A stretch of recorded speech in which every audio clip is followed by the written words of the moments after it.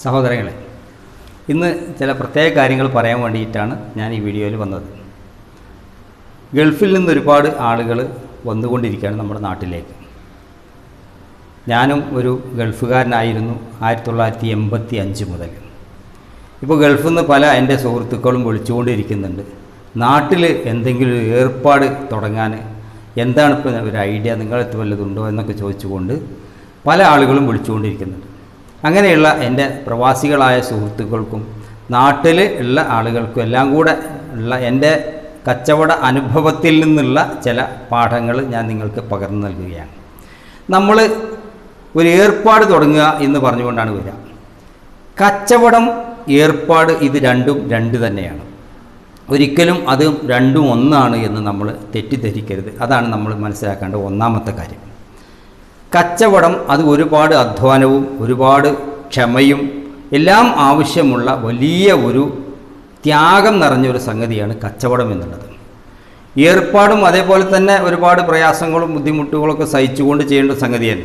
പക്ഷേ ഈ ഏർപ്പാട് നമ്മൾ ചെയ്യുക എന്ന് പറഞ്ഞാൽ ഏർപ്പാട് മനോഭാവം അത് വേറെ തന്നെയാണ്, കച്ചവട മനോഭാവം വേറെയാണ്. ഏർപ്പാടിനെ കുറിച്ചാണ് ഞാൻ ഈ വീഡിയോയിൽ പറയാൻ ഉദ്ദേശിക്കുന്നത്.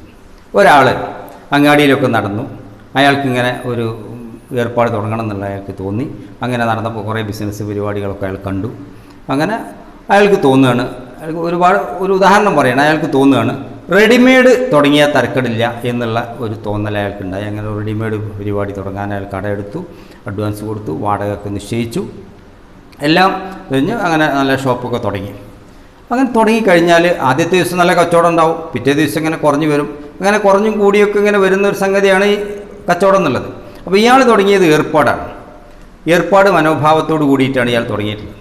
അങ്ങനെ ഇയാൾ കച്ചവടം ഇങ്ങനെ കുറഞ്ഞിങ്ങനെ വരുമ്പോൾ ഇയാളുടെ കണ്ണ് അടുത്ത അപ്പുറത്തുള്ള റെഡിമെയ്ഡ് കടയിലേക്കായിരിക്കും.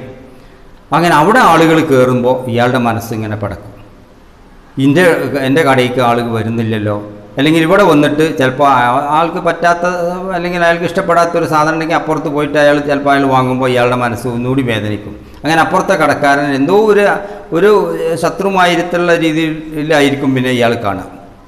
അങ്ങനെ ആ ഒരു മനോഭാവത്തിൽ അങ്ങനെ മുന്നോട്ട് പോകുമ്പോൾ ഇയാളുടെ കച്ചവടം ഇങ്ങനെ കുറഞ്ഞു വരുമ്പോൾ ഏതെങ്കിലും സുഹൃത്ത് വന്നാട് പറയും, എന്തിനാണിത്, നമുക്കിത് ഈ ഐഡിയ മാറ്റിയിട്ട് അപ്പുറത്ത് ഫ്രൂട്ട് കടയിൽ നല്ല കച്ചവടം ഉണ്ടല്ലോ, നമ്മൾ ഫ്രൂട്ട് കട ആക്കിയാൽ പോരെ എന്ന് ചോദിച്ചിട്ട് അപ്പോൾ ഇയാളുടെ മനസ്സ് ഇങ്ങനെ ഇതിനോട് മടുത്തിട്ട് പിന്നെ ഫ്രൂട്ട് കട തരക്കേടില്ല എന്നുള്ള രീതിയിൽ അതിനെക്കുറിച്ചൊക്കെ പഠിച്ചിട്ട് അങ്ങനെ ഫ്രൂട്ട് കട ആക്കാൻ വേണ്ടിയിട്ടുള്ള പരിപാടി നോക്കും.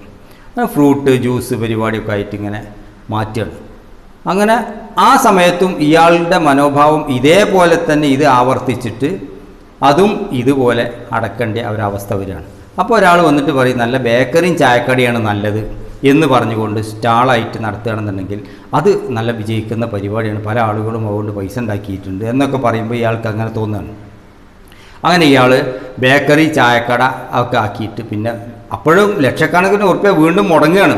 അങ്ങനെ കടത്തിൻ്റെ മുകളിൽ കടം കയറിയിട്ട് ഇയാൾ അങ്ങനെ തുടങ്ങുമ്പോൾ അപ്പോഴും ഇയാളുടെ കണ്ണ് അപ്പുറത്തുള്ള ഫ്രൂട്ട് കടയിലേക്ക് അപ്പുറത്തുള്ള ബേക്കറിയിലേക്ക് ഒക്കെ ആയിരിക്കും ഇയാളുടെ കണ്ണ്. ഇയാളുടെ കടയിലേക്ക് ഇയാളുടെ കണ്ണ് വരില്ല, ശ്രദ്ധ വരില്ല. അങ്ങനെ ഈ കടയും പൂട്ടി അവസാനം ഭീമമായ ഒരു സംഖ്യ കടത്തിൽ മുങ്ങിയിട്ട് വീണ്ടും പ്രവാസിയാകുന്നൊരവസ്ഥയാണ് ഏർപ്പാട് തുടങ്ങിയാൽ ഉണ്ടാവുക എന്നുള്ള ഒരു കാര്യമാണ് നിങ്ങളെ പ്രത്യേകം ഞാൻ ഓർമ്മപ്പെടുത്തുന്നത്.